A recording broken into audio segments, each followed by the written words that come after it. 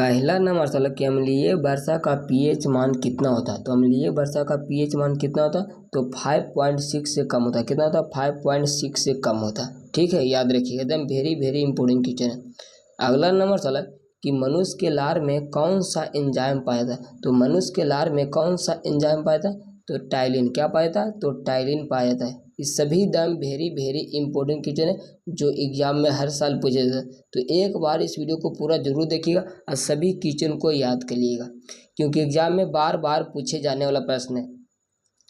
अगला नंबर मतलब कि आपतन लेंस को कहते हैं। तो आपतन लेंस को क्या कहते हैं, तो अपसारी। क्या कहते हैं, तो अपसारी कहते हैं। तो इसका आंसर क्या हो जाएगा, तो करेक्ट आंसर यहाँ पे बी हो जाएगा। क्या हो जाएगा, इसको हम अपसारी कहते हैं। इसको हम क्या कहते हैं जी, तो यहाँ पे हो जाएगा अपसारी। क्या हो जाएगा, तो करेक्ट आंसर क्या हो जाएगा, बी हो जाएगा। क्या, तो करेक्ट आंसर बी हो जाएगा। अगला नंबर है कि मोटर गाड़ी के चालक के सामने कौन सा दर्पण लगा रहता। तो कौन सा दर्पण लगा रहता, तो उत्तल दर्पण। क्या हो जाएगा, उत्तल दर्पण लगा रहता। याद रखिएगा, इस सभी दम वेरी वेरी इंपॉर्टेंट क्वेश्चन है जो एग्जाम में बार बार पूछे जाते हैं।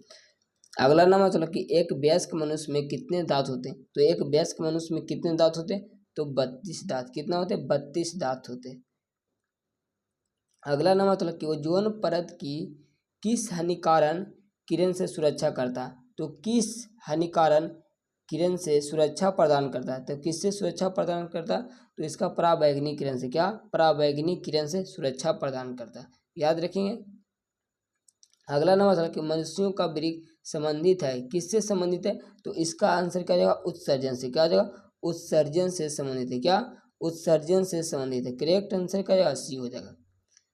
अगला ना कि मानव नेत्र में कौन सा लेंस पाया जाता। तो मानव नेत्र में कौन सा लेंस पाया जाता, तो उत्तल लेंस। क्या पाया जाता, उत्तल लेंस पाया जाता। करेक्ट आंसर ये हो जाएगा।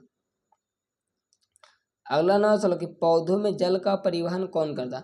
तो पौधों में जल का परिवहन कौन करता, तो जाइलम। कौन करता है जी, जाइलम करता है। याद रखिएगा, इस सभी एकदम VVI क्वेश्चन है।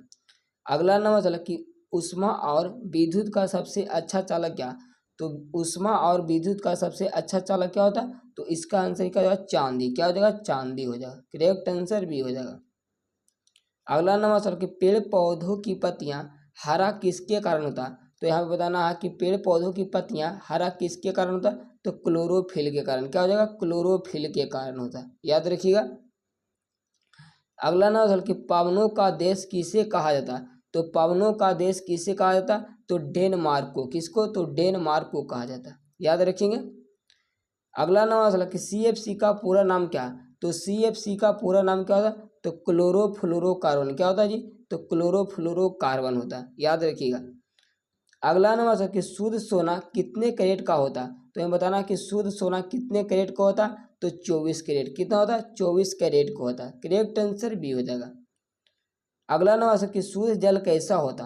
तो शुद्ध जल कैसा होता, तो उदासीन होता। कैसा होता, उदासीन होता। इससे भी आप लोग याद रखिएगा। इस सभी दम VVI क्वेश्चन है जो एग्जाम में बार बार पूछे जाते हैं। तो सभी क्वेश्चन को फटाफट से याद कर लेंगे। अगला नंबर कि किस हार्मोन के कारण पत्तियां मुरझा जाती है। तो किस हार्मोन के कारण पत्तियां मुरझा जाती है, तो इसका आंसर क्या है, एब्सिसिक अम्ल के कारण। क्या, एब्सिसिक अम्ल के कारण। करेक्ट आंसर सी हो जाएगा।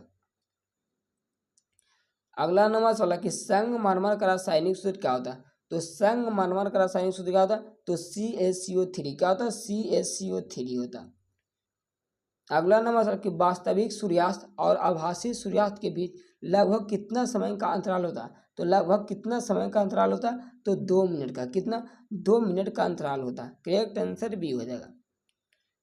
अगला नंबर कि रोगियों के नाक और कान और गले की जांच में डॉक्टर किस दर्पण का उपयोग करता है। तो डॉक्टर किस दर्पण का उपयोग किया था, तो अवतल दर्पण। क्या, अवतल दर्पण का उपयोग करता है। करेक्ट आंसर बी हो जाएगा। अगला नंबर काला हीरा किसे कहा जाता है। तो काला हीरा किसे कहा जाता है, तो कोयला को। किसे, कोयला को कहा जाता है। करेक्ट आंसर सी हो जाएगा। तो आप लोग का वीडियो कैसा लगा आप लोग कमेंट बॉक्स में देगा। इस वीडियो को ज़्यादा से ज़्यादा दोस्तों के पास शेयर कीजिएगा। तो आज के लिए इतने ही। जय हिंद, वंदे मातरम।